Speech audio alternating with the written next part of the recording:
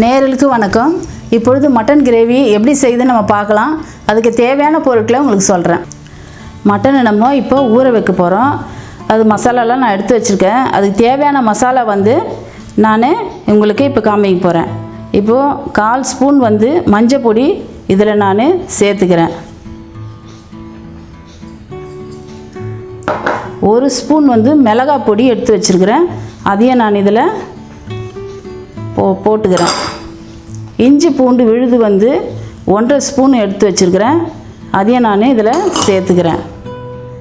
தயிர் 2 ஸ்பூன் எடுத்து வச்சுருக்கேன். அதையும் நான் இதில் சேர்த்துக்கிறேன். இப்போது தேவையான உப்பு நம்ம அதில் ஒரு 1/2 ஸ்பூன் உப்புக்கு நம்ம போட்டுக்கலாம்.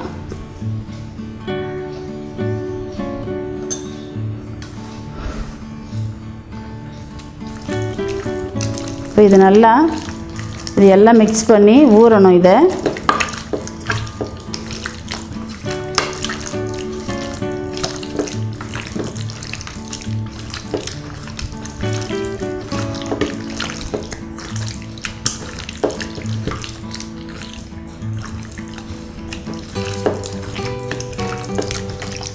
இஞ்சி பூண்டு இதெல்லாம் எல்லாம் ஒன்றா இது நல்லா மிக்ஸ் ஆகணும். இது நல்லா கிளந்தாச்சு. இப்போ இது 1 மணி நேரம் அளவுக்கு இதை நல்லா ஊறணும். மட்டன் கிரேவி செய்யறதுக்கான பொருட்கள் 2 பட்டை, ஏலக்காய் 2 எடுத்து வச்சுருக்கேன். கொஞ்சம் வெங்காயம் பெரிய வெங்காயம் 1 நறுக்கி வச்சுருக்கிறேன். பெரிய தக்காளி 1 அரைச்சி வச்சுருக்கேன். கொஞ்சம் கொத்தமல்லி, கொஞ்சம் 1 ஸ்பூன் கரம் மசாலா பவுட்ரு, கொஞ்சம் கருவேப்பிலை, ஒரு 3 பச்சை மிளகாய், கொஞ்சம் தேவையான உப்பு. இப்போ கிரேவி எப்படி செய்யுதுன்னு நம்ம பார்க்கலாம். இதில் நான் எண்ணெய் ஊற்றிக்கிறேன்.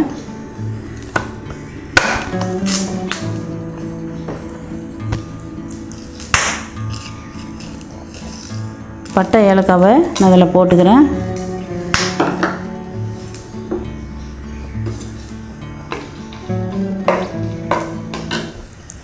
வெங்காயம் போட்டுக்கலாம்.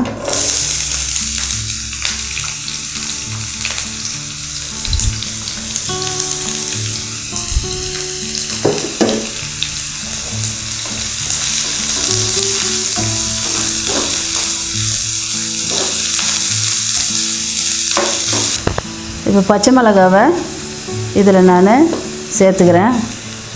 2 போட்டு நல்லா வதங்கணும். வெங்காயம் நல்லா கோல்டன் கலர் வர வரைக்கும் நல்லா நம்ம வதக்கலாம்.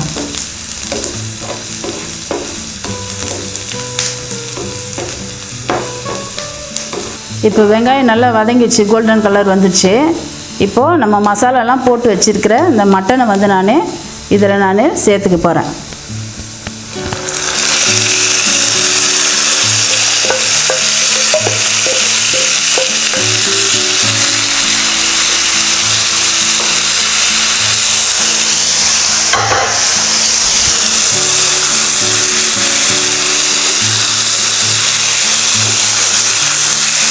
சேர்த்து இது நல்லா வதங்கணும். கொஞ்சம் மசாலாலாம் போட்டுக்கிட்டு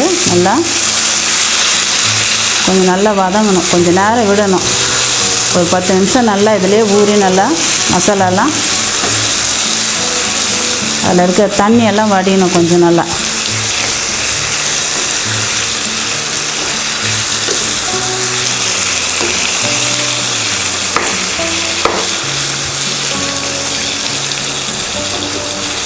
இப்போ இதுக்கப்புறம் கருவேப்பிலை நம்ம இதில் போட்டுக்கலாம்.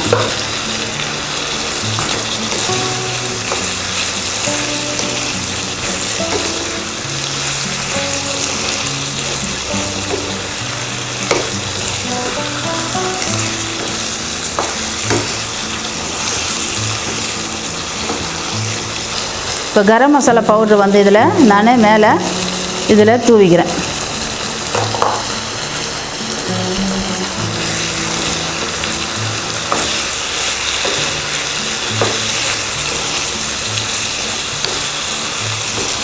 போட்டு நல்லா இதை அந்த மசாலா போட்டு நல்லா கிளறி விடணும்.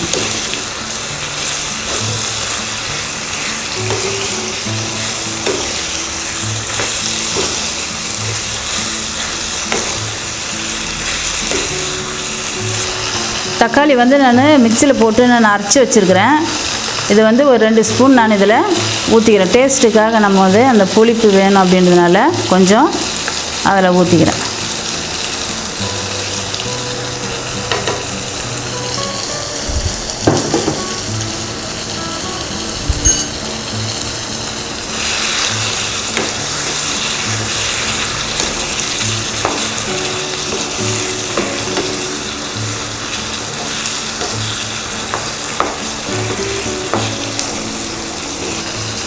இப்போது இந்த கறி வேகிறதுக்கு நம்ம கொஞ்சம் தண்ணி இதில் ஊற்றிக்கலாம். ஏன்னா நிறைய ஊற்றக்கூடாது.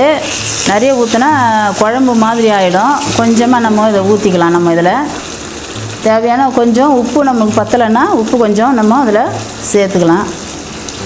நீங்கள் குக்கரில் வச்சிங்கன்னா அந்த குக்கரில் வந்து 2 விசில் விட்டு எடுத்தால் போதும், கரெக்டாக இருக்கும்.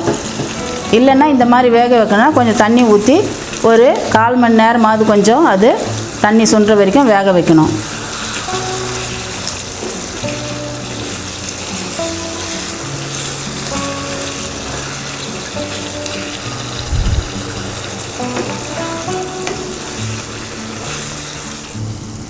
இப்போது நல்லா கறி வந்து நல்லா வெந்துட்டு இருக்குது.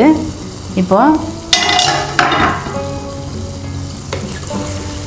கிரேவி, மட்டன் கிரேவி வந்து நல்லா பக்குவமாக வந்துடுச்சுங்க. நல்லா கறியும் வெந்துட்டுருக்கு. இப்போ இது மேலே வந்து கொத்தமல்லியை நம்ம தூவிக்கலாம்.